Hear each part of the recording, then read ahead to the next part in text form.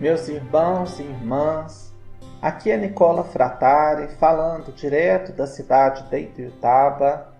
neste momento de Evangelho segundo o Espiritismo,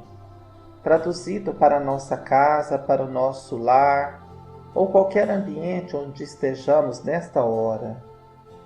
Vamos trazer um trecho do capítulo 28, Coletânea de Preces Espíritas, item 53, por uma criança que acaba de nascer. Os espíritos não chegam à perfeição senão depois de terem passado pelas provas da vida corporal. Os que são errantes esperam que Deus lhes permita retomar uma existência que deve lhes fornecer um meio de adiantamento, seja pela expiação de suas faltas passadas por meio das vicissitudes às quais são submetidos, seja cumprindo uma missão útil à humanidade. Seu adiantamento e sua felicidade futura serão proporcionais à maneira pela qual terão empregado o tempo que devem passar na terra. O encargo de guiar seus primeiros passos e de os dirigir para o bem está confiado aos seus pais, que responderão diante de Deus pela maneira com que terão cumprido seu mandato. Foi para facilitar-lhes a execução que Deus fez do amor paternal e do amor filial uma lei da natureza, lei que jamais é violada impunemente. Neste trecho, meus irmãos, nós vamos colher 2 pontos fundamentais para compreendermos a importância de uma criança que acaba de renascer em nosso planeta Terra. O primeiro tem relação profunda da existência daquele ser que renasce, porque vem apoiado em um planejamento reencarnatório, que lhe dirigirá os passos durante toda a sua existência, oportunizando a esse ser que saia do berço e caminhe até em direção ao túmulo, chegando muito melhor do que quando havia renascido. E outro ponto da mesma importância e fundamental é o que essas palavras nos exortam com relação aos pais, aqueles que geraram e que possivelmente serão aqueles que cuidarão daquele ser em sua infância. Vamos abordar alguns tópicos relativos à importância e à necessidade da reencarnação para a nossa existência. Quando na erraticidade, ou seja, quando em volta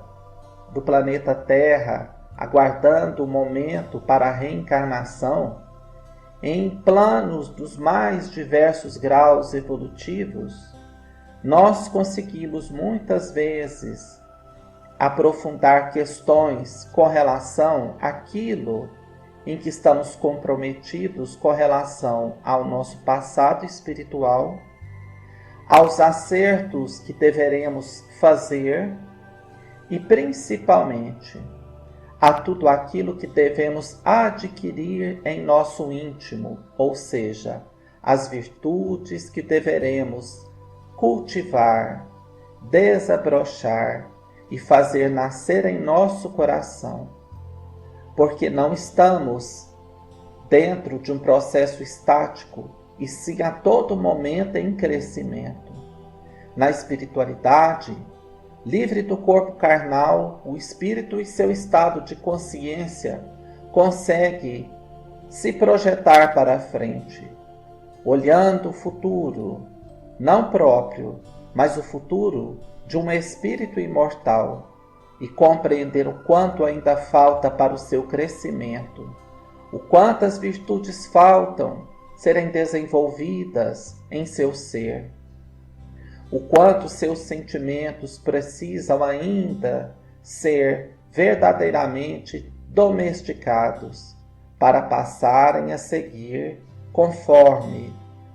os planejamentos do Senhor para todos nós. E é neste momento que o espírito pede a bênção da reencarnação, em que um projeto reencarnatório é desenvolvido por espíritos de nível muito superior, por protetores que velam aquele irmão, e ele vai conseguir opinar ou não de acordo com a sua capacidade evolutiva de discernimento espiritual sobre o que é bom para ele. Mas aqueles mensageiros colocarão ali, independentes da nossa vontade, as diretrizes certas, as situações vividas aqui na Terra, com relação ao nosso corpo, com relação à nossa família, às situações vividas, aos encontros e desencontros, ou seja, todo um programa reencarnatório é feito obedecendo a estas normas superiores, para que possamos renascer e cumpri-las, a fim de melhorarmos estes sentimentos, de passarmos pelos acertos que ainda nos prendem à consciência culpada, de conseguirmos dar um passo adiante nos libertando dos erros, dos vícios e das paixões, onde muitas vezes nos destruímos e destruímos o nosso próximo. Então a reencarnação deixa de ser simplesmente um momento de férias, de gozo de férias aqui na Terra, e nós temos a consciência da importância desse momento. Por isso defendemos a vida a todo e qualquer sentido, porque é no trabalho que a existência nos proporciona que conseguiremos dar um passo em direção a este caminho acertado. O nosso trabalho material, o nosso trabalho de esforço contínuo nas relações sociais, em nossa família, no trabalho, com o grupo espírita, na via pública,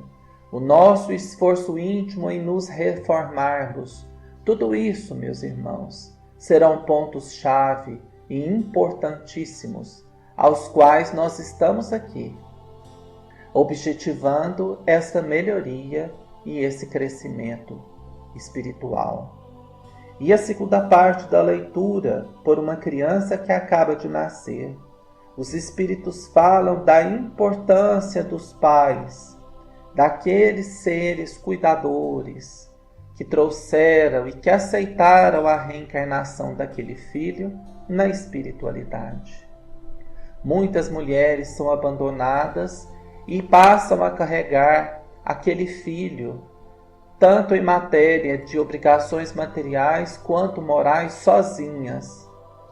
como se ela não tivesse tido aquele companheiro, aquele pai que auxiliou na fecundação para que aquele irmão pudesse reencarnar. Então o filho é responsabilidade de um pai e de uma mãe. Na falta destes, meus irmãos, nós vamos ter muitos que assumem tarefas, como os avós vêm fazendo ultimamente em grande escala, tios, irmãos, porque os pais abdicam totalmente da responsabilidade de criar aquele filho.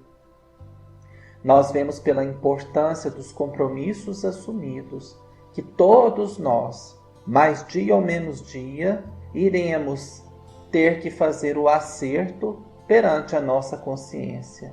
daquilo que nós escolhemos da espiritualidade e que, chegando aqui, deixamos de lado, muitas vezes nas costas de outras pessoas, porque um filho, uma criança, necessita com urgência dos cuidados dos adultos. A criança não consegue sequer se alimentar sozinha, que dirá os processos envolvendo ainda uma educação, uma vigilância, os cuidados com relação às doenças. Então, uma criança exige profundo devotamento. E muitas vezes nós percebemos estes quadros, onde o pai, a mãe, às vezes um, às vezes outro, renegam aquela tarefa, postergando para o futuro, porque tudo vai e tudo volta na nossa existência. Foi para facilitar-lhes a execução que Deus fez do amor paternal e do amor filial uma lei da natureza que jamais é violada impunemente. Assim nos despedimos com esta última frase da leitura, por uma criança que acaba de nascer, e que Jesus nos abençoe hoje e sempre.